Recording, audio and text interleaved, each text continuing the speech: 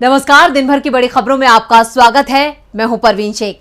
आज इस बुलेटिन में बात होगी किसानों के बीच पहुंचे राहुल गांधी से परेशान बीजेपी के फर्जीवाड़ा करने वाले ठगों को लेकर कांग्रेस के निशाने पर आई मोदी सरकार की, गहलोत और पायलट की दोस्ती से बीजेपी को होने वाले बड़े नुकसान की, महाराष्ट्र में शरद पवार की हुंकार की। साथ ही जानेंगे कैसे तेलंगाना में फ्लॉप रहा पीएम मोदी का रोड शो और बुलेटिन के आखिर में बात होगी हरियाणा सरकार के तुगलकी फरमान की। इसके साथ ही और भी कई बड़ी खबरों से आपको करवाएंगे रूबरू, लेकिन तमाम बड़ी खबरों से पहले एक नजर सुर्खियों पर। 3 दिवसीय दौरे पर मणिपुर पहुंचा वाम दलों का प्रतिनिधिमंडल, बोले संसद में उठाएंगे मुद्दा। पीएम मोदी 9 महीने में 7वीं बार राजस्थान के दौरे पर। पीएम ने बीकानेर से अमृतसर जामनगर ग्रीनफील्ड एक्सप्रेसवे को किया राष्ट्र को समर्पित। एकनाथ शिंदे गुट के विधायकों पर फैसले की घड़ी, शिंदे गुट के 40 और ठाकरे गुट के 14 एमएलए को नोटिस, अयोग्यता पर मांगा जवाब। रेलवे बोर्ड ने ट्रेनों के एसी चेयर कार और एग्जीक्यूटिव क्लास के किराए में 25% तक की कटौती का किया ऐलान, वंदे भारत का सफर भी होगा सस्ता। ये तो थी सुर्खियां और अब बात आज की सबसे बड़ी खबर की। गुजरात हाईकोर्ट ने मोदी मानहानि मामले में सजा रद्द करने की राहुल गांधी की याचिका को खारिज कर दिया था, जिसे बीजेपी अपनी बड़ी जीत मान रही थी। लेकिन आज राहुल ने फिर बीजेपी को परेशान कर दिया। राहुल आज हरियाणा के सोनीपत पहुंचे और किसानों के साथ धान बोते नजर आए। राहुल की इन तस्वीरों ने बीजेपी और पीएम मोदी की नींद उड़ा दी है। क्या है पूरी खबर, देखते हैं ये रिपोर्ट। राहुल गांधी वो आंधी बन चुके हैं जो किसी के रोके नहीं रुकने वाली है। गुजरात हाईकोर्ट ने 7 जुलाई को अपने फैसले में मोदी मानहानि मामले में उनकी 2 साल की सजा बरकरार रखी है।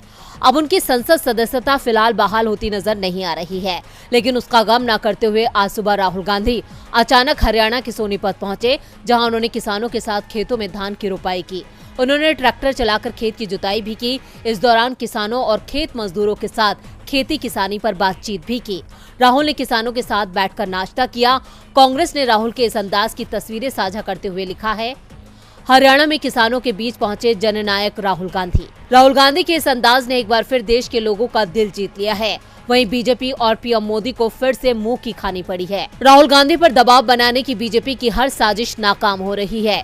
आपको बता दें कि राहुल गांधी आज दिल्ली से शिमला जा रहे थे। सुबह 6:40 पर वो सोनीपत पहुंचे, जहां उन्होंने मदीना गांव में किसानों को खेतों की जुताई रोपाई करते देखा तो अचानक अपनी गाड़ी रुकवा दी। इसके बाद वो किसानों के बीच खेत में पहुंच गए और उनके साथ धान रोपा। करीब 2 घंटे बाद 8:40 पर राहुल सोनीपत से शिमला के लिए रवाना हो गए।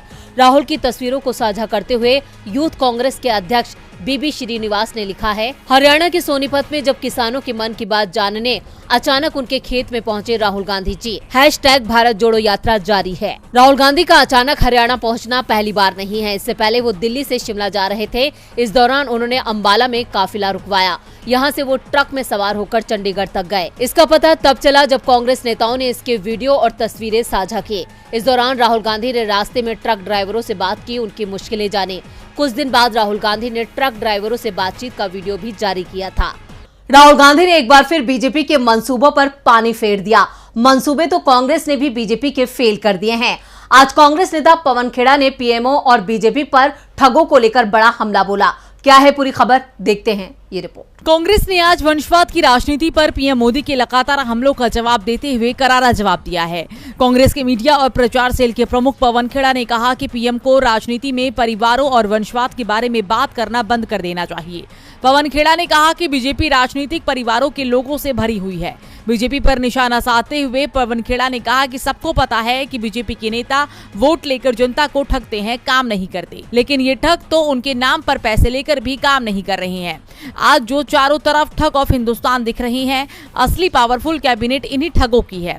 कोई ठग खुद को अमित शाह का भतीजा बताता है, कोई नड्डा का करीबी बताता है। इन्होंने कई राज्यों के विधायकों को मूर्ख बना दिया है। इन ठगों में इतना आत्मविश्वास कहां से आता है? यश अमीन उर्फ विराज शाह खुद को अमित शाह का भतीजा बताकर विधायकों को मंत्री बना रहे थे। ब्रजेश रथ ने खुद को अमित शाह का करीबी बताकर एक व्यवसायी से 2 करोड़ की ठगी की, लेकिन शिकायत पर कोई कार्रवाई नहीं हुई। शाह तो शाह, शहंशाह भी कम नहीं है।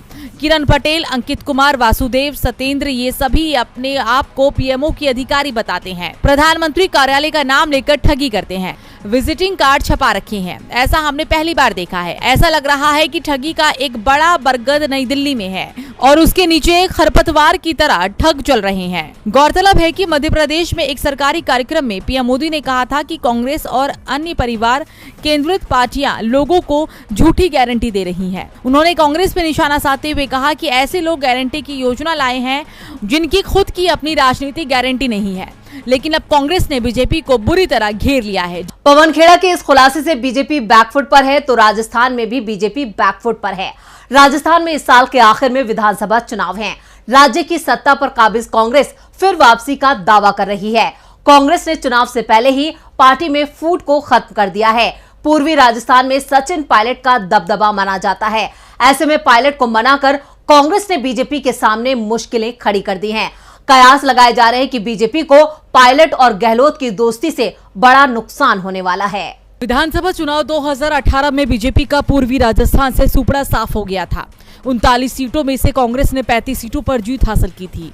बम्पर जीत की वजह सचिन पायलट माने गए थे, क्योंकि पूर्वी राजस्थान का सियासी समीकरण जातियों में उलझा हुआ है। दो प्रमुख जाति मीना गुर्जर को पायलट ने साथ लिया था, लेकिन पायलट को सीएम नहीं बनाने से गुर्जर वोटर्स नाराज हो गए। सियासी जानकारों का तर्क है कि सचिन पायलट का फिर से जुड़ाव कांग्रेस के लिए संजीवनी से कम नहीं है। दूसरी सबसे बड़ी जाति मीणा समुदाय परंपरागत तौर पर कांग्रेस का वोट बैंक माना जाता है। राजनीतिक विश्लेषज्ञों का मानना है कि पूर्वी राजस्थान में सियासी हवा बदल गई है। सचिन पायलट का प्रभाव सीधे तौर पर सवाई माधोपुर, जयपुर, अजमेर, भीलवाड़ा सहित विभिन्न जिलों के 40 निर्वाचन क्षेत्रों को प्रभावित करता है। इन निर्वाचन क्षेत्रों में बड़ी संख्या में गुर्जर मतदाता है, जो चुनाव के नतीजे तय करने की ताकत रखता है। गहलोत पायलट की सुलह से बीजेपी को काफी नुकसान हो सकता है। पायलट को विभिन्न समुदायों के लगभग 20 विधायकों का समर्थन हासिल है। ये समर्थक गुर्जर समुदाय के प्रभाव वाली 40 सीटों के अलावा 15 विधानसभा सीटों पर नतीजों को प्रभावित कर सकते हैं। कांग्रेस से जुड़े सूत्रों का दावा है कि राहुल गांधी की भारत जोड़ो यात्रा को राजस्थान में बड़ा समर्थन मिला था। सचिन पायलट के परंपरागत गढ़ दौसा में राहुल गांधी को देखने के लिए लोगों में क्रेज देखा गया। कांग्रेस के रणनीतिकारों को उम्मीद है कि गहलोत पायलट सुलह से पूर्वी राजस्थान में कांग्रेस को एक बार फिर सफलता मिलेगी। पूर्वी राजस्थान के दौसा, अलवर, सवाई माधोपुर, करौली, भरतपुर और धौलपुर में सचिन पायलट का बड़ा असर माना जाता है। सियासी जानकारों का कहना है कि बीजेपी राजस्थान में सत्ता वापसी के लिए पूरा जोर लगा रही है। पूर्वी राजस्थान में गुर्जर बाहुल्य कई सीटें हैं। इन सीटों पर बीजेपी की पैनी नजर है, लेकिन गहलोत पायलट सुलह से बीजेपी के सामने जीत की बड़ी चुनौती है। राजस्थान में कांग्रेस के दांव से बीजेपी पस्त है, वहीं महाराष्ट्र में शरद पवार के दांव से अजीत पवार पस्त है। शरद पवार ने भतीजे अजीत पवार को करारा जवाब देते हुए कहा, मेरी उम्र का मजाक बनाया गया, लेकिन मैं साफ कर दूं कि ना मैं थका हूं और ना रिटायर हो रहा हूं। मेरे में अभी आग बाकी है। तो क्या है उनके इस बयान के सियासी मायने, देखते हैं ये रिपोर्ट। महाराष्ट्र में चाचा भतीजे के बीच सियासी ड्रामा जारी है। इसी कड़ी में आज नासिक रवाना होने से पहले शरद पवार ने कहा कि वो न थके हुए हैं और ना ही रिटायर होने जा रहे हैं। दरअसल बागी गुट के नेता और उनके भतीजे अजीत पवार ने कहा था कि साहिब की उम्र हो गई है, अब उन्हें रिटायरमेंट लेकर हमें आशीर्वाद देना चाहिए। तब शरद पवार ने ऐलान किया था कि वे फिर से पार्टी को राज्य में खड़ा करेंगे। एक और 82 साल के शरद पवार ने पार्टी को जमीनी स्तर से फिर खड़ा करने का अपना मिशन शुरू कर दिया है, तो वहीं दूसरी ओर शिंदे गुट में भी खलबली मची हुई है। उद्धव ठाकरे खेमे के नेता आदित्य ठाकरे ने मुख्यमंत्री शिंदे को लेकर सरकार में बड़े बदलाव की भविष्यवाणी की है। आदित्य ठाकरे का कहना है कि एकनाथ शिंदे को इस्तीफा देने के लिए कहा गया है। इस बीच आज विधानसभा स्पीकर राहुल नार्वेकर ने शिंदे गुट के नेता सीएम एकनाथ शिंदे और विधायकों को नोटिस जारी किया है। विधानसभा स्पीकर ने सभी से 7 दिनों के अंदर जवाब दाखिल करने को भी कहा है। वहीं प्रदेश में सियासी ड्रामा बीजेपी में भी अब होने की संभावना जताई जा रही है, क्योंकि कई दिनों से बीजेपी से नाराज चल रही पंकजा मुंडे ने 2 महीने के लिए राजनीति से ब्रेक ले लिया है। इस दौरान पंकजा मुंडे ने कहा कि एनसीपी से अजीत पवार गुट का भाजपा शिंदे गठबंधन सरकार में शामिल होना भाजपा को बड़ा नुकसान पहुंचाएगा। राज्य में भाजपा के कई विधायक हैं जो असंतुष्ट हैं और वो लोग बोलने से डर रहे हैं। शरद पवार के इन तेवरों से अजीत पवार के साथ साथ बीजेपी भी मुश्किल में दिख रही है।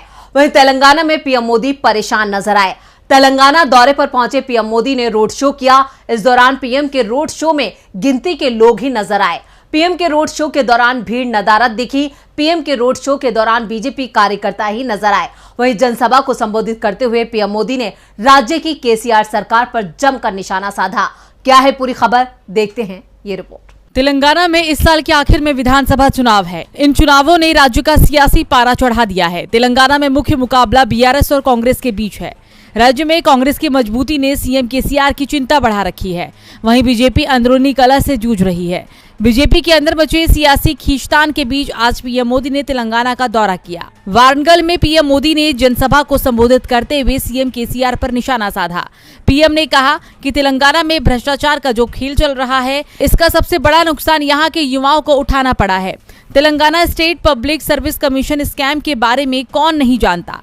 यहाँ की सरकार ने सरकारी नौकरियों को अपने नेताओं की तिजोरी भरने का माध्यम बना लिया है। पीएम ने परिवारवाद पर निशाना साधते हुए कहा कि कांग्रेस का भ्रष्टाचार पूरे देश ने देखा है। परिवारवादी बीआरएस का भ्रष्टाचार पूरा तेलंगाना देख रहा है। कांग्रेस हो या बीआरएस, दोनों ही तेलंगाना के लोगों के लिए घातक है। इन दोनों से ही तेलंगाना के लोगों को बचकर रहना है। तेलंगाना में पीएम ने रोड शो भी किया, जहां लोगों की भीड़ की जगह खाली सड़कें नजर आई। बीजेपी कार्यकर्ता ही सड़क के दोनों किनारे पर खड़े नजर आए, जिससे पीएम मोदी को काफी निराशा हुई है। इसके उलट खम्मा में राहुल गांधी की 2 जुलाई को हुई जनसभा में लोगों की जबरदस्त भीड़ देखी गई थी। उस जनसैलाब की तुलना में पीएम मोदी की आज की जनसभा और रोड शो से भीड़ गायब दिखी। वैसे तेलंगाना से सर्वे रिपोर्ट भी सामने आ रही है। उनके मुताबिक इस बार राज्य में केसीआर को कांग्रेस कड़ी टक्कर दे रही है। कर्नाटक में कांग्रेस की जीत का असर भी तेलंगाना चुनाव को प्रभावित कर सकता है। ऐसे में पीएम मोदी का जादू तेलंगाना में चलता नहीं दिख रहा है। तेलंगाना में पीएम मोदी का दौरा सुर्खियों में जरूर रहा, लेकिन इससे बीजेपी को क्या हासिल होता है, ये देखना होगा। वहीं बंगाल में पंचायत चुनावों ने भी आज खूब सुर्खियां बटोरी। पश्चिम बंगाल में आज पंचायत चुनाव के लिए मतदान हुआ। मतदान के दौरान आज राज्य में लगातार टकराव की खबरें सामने आती रही। केंद्रीय सुरक्षा बलों की मौजूदगी में हुए मतदान से एक बार फिर राज्य की ममता सरकार सवालों में है, क्योंकि राज्य में एक बार फिर खूनी संघर्ष देखने को मिला। क्या है पूरी खबर, देखते हैं ये रिपोर्ट। पश्चिम बंगाल में पंचायत चुनाव के लिए आज 22 जिला परिषदों में करीब 928 सीटों के लिए 9,730 पंचायत समितियों और 63,229 ग्राम पंचायत सीटों के लिए लगभग 5 करोड़ 67 लाख लोगों ने वोट डाले। वोटों की गिनती 11 जुलाई को होगी। राज्य में कड़ी सुरक्षा के बीच पंचायत चुनाव हुए, लेकिन उसके बावजूद पूरे दिन टकराव की खबरें सामने आती रहीं। केंद्रीय सुरक्षा बलों की तैनाती के बाद भी अलग अलग इलाकों से संघर्ष की खबरें आई। कई इलाकों से बूथ लूटने, बैलेट पेपर फाड़ने और बैलेट पेपर में आग लगाने की घटनाएं देखी गईं। कूच बिहार के माधभंगा 1 ब्लॉक के हजाराहाट गांव में एक युवक बैलेट बॉक्स लेकर भाग गया। साउथ 24 परगना के भांगड़ ब्लॉक के जमीर गाची में इंडियन सेकुलर फ्रंट और टीएमसी कार्यकर्ताओं के बीच झड़प हो गई। यहां गांव के लोगों ने बताया कि टीएमसी के लोग थैले में भरकर बम लाए थे। टीएमसी कार्यकर्ता गांव के लोगों को डराकर वोट डलवा रहे थे। उन्होंने इतने बम फेंके कि 2 घंटे तक पोलिंग रुकी रही। कुछ बम मीडिया वालों की तरफ भी फेंके गए। फिलहाल यहां सेंट्रल फोर्स तैनात की गई है। पिछले 24 घंटों में चुनावी संघर्ष में 6 जिलों से 15 लोगों की जान जा चुकी है। मरने वालों में 8 टीएमसी कार्यकर्ता, 3 सीपीआईएम कार्यकर्ता, कांग्रेस, बीजेपी और आईएसएफ के एक कार्यकर्ता और एक निर्दलीय उम्मीदवार का पोलिंग एजेंट शामिल है। 9 जून से अब तक हिंसक घटनाओं में जान जाने वालों की संख्या 28 हो चुकी है। नंदीग्राम से बीजेपी विधायक शुभेंदु अधिकारी ने कहा, बंगाल जल रहा है, केंद्र को यहां राष्ट्रपति शासन लगाना चाहिए। पंचायती चुनाव के दौरान हुए टकराव को लेकर कांग्रेस नेता अधीर रंजन चौधरी ने बड़ा आरोप लगाया। उन्होंने कहा कि इस चुनाव में मोदी और ममता दोनों मिले हुए हैं। बंगाल पंचायत चुनाव में आज दिन भर टकराव हुआ और नेताओं के बीच जुबानी जंग देखने को मिली। और बुलेटिन के आखिर में बात हरियाणा सरकार के तुगलकी फरमान की। राज्यसभा सांसद और कांग्रेस के वरिष्ठ नेता रणदीप सिंह सुरजेवाला ने एक बार फिर मुख्यमंत्री मनोहर लाल खट्टर पर जोरदार निशाना साधा है। फॉरेस्ट रेंज और डिप्टी फॉरेस्ट रेंज की भर्ती में लड़कियों की छाती मापने को लेकर सुरजेवाला ने सीएम खट्टर को घेरा है। तो क्या कहा है सुरजेवाला ने, देखते हैं ये रिपोर्ट। हरियाणा का सियासी पारा उस वक्त गर्मा गया जब कांग्रेस नेता रणदीप सुरजेवाला ने ट्वीट करके हरियाणा की खट्टर सरकार पर बेटियों के साथ गलत व्यवहार करने का आरोप लगाया। सुरजेवाला ने ट्वीट करके लिखा, खट्टर सरकार का नया तुगलकी फरमान, अब हरियाणा की बेटियों की छातियां मापेंगे। फॉरेस्ट रेंज व डिप्टी फॉरेस्ट रेंज की भर्ती के लिए 7 जुलाई 2023 को बाकायदा नोटिस जारी कर कहा है कि इन दोनों पोस्ट के लिए उम्मीदवार युवतियों महिलाओं का अनएक्सपेक्टेड चेस्ट 74 सेंटीमीटर व एक्सपेक्टेड चेस्ट 79 सेंटीमीटर होनी चाहिए। क्या खट्टर जी दुष्यंत चौटाला जानते नहीं कि हरियाणा में महिला पुलिस कांस्टेबल व महिला एसआई पुलिस की भर्ती में भी उम्मीदवार युवतियों की छाती नहीं मापी जाती? क्या खट्टर जी दुष्यंत चौटाला जानते नहीं कि सेंट्रल पुलिस ऑर्गेनाइजेशन में भी महिलाओं की छाती मापने का कोई मापदंड नहीं? फिर हरियाणा की बेटियों को अपमानित करने के लिए फॉरेस्ट रेंजर व डिप्टी रेंजर की भर्ती में ये क्रूरतापूर्ण, बचकाना व बेवकूफाना शर्त क्यों? हमारी मांग है कि खट्टर साहब फौरन हरियाणा की बेटियों से माफी मांगे तथा ये शर्त वापस लें। #CET की खामियां दूर किए बगैर व रिवाइज रिजल्ट निकाले बगैर व सभी CET क्वालिफाइड बच्चों को मौका दिए बगैर ये पूरी प्रक्रिया को रोकना चाहिए। इसे आप हरियाणा के युवाओं की चेतावनी माने। आपको बता दें कि हरियाणा की CET में पास 4 गुना अभ्यर्थियों को साक्षात्कार के लिए बुलाए जाने को लेकर भी कांग्रेस ने खट्टर सरकार को घेरा था, जिसके बाद सरकार ने 8 गुना उम्मीदवार बुलाए जाने की घोषणा की, जिस पर सुरजेवाला ने सरकार पर निशाना साधते हुए कहा था कि झुकती है सरकारें, झुकाने वाले चाहिए। वहीं फॉरेस्ट रेंजर और डिप्टी रेंजर पोस्ट के लिए महिलाओं की छाती मापने को सुरजेवाला ने निर्लज, अपमानजनक, संवेदनहीन और संस्कारहीन आदेश बताया है। उन्होंने इस आदेश को वापस लेने और बेटियों से माफी मांगने की बात कही है। तो आज इस बुलेटिन में इतना ही। देखते रहिए DB लाइव। नमस्कार।